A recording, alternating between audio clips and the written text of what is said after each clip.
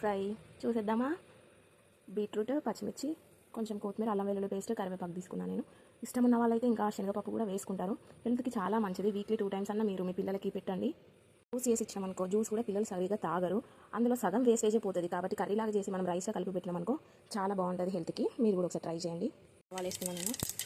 తర్వాత పచ్చిమిర్చి, ఆనియన్స్ కూడా మీరు వేసుకోండి. నాకు నచ్చే వరకు నేను వేయలేదు. పిల్లలకి ఆనియన్స్ పెట్టకపోవడమే మంచిది, ఎందుకంటే కోల్డ్ కాఫ్ అవన్నీ ఈజీగా వచ్చేస్తుంది ఆనియన్ వల్ల. ఉంటుంది కదా, మీకోసం కాకపోయినా మీ పిల్లల కోసమైనా ట్రై చేయండి. వీక్లీ 2 times అన్న పెట్టండి.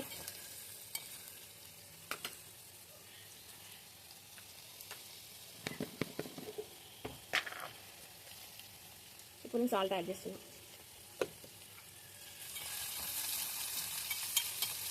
కారం మీరు ఎక్కువ తింటే కారం కూడా యాడ్ చేసుకోండి. నేను పచ్చిమిర్చి ఎక్కువ వేసిన, మళ్ళీ ఎక్కువ కారం అయితే వాడు తినడు. వేసింది. ఇప్పుడు లాస్ట్కి కొంచెం ధనియాల పొడి యాడ్ చేస్తున్నా. చూసారా ఎంత బాగుందో.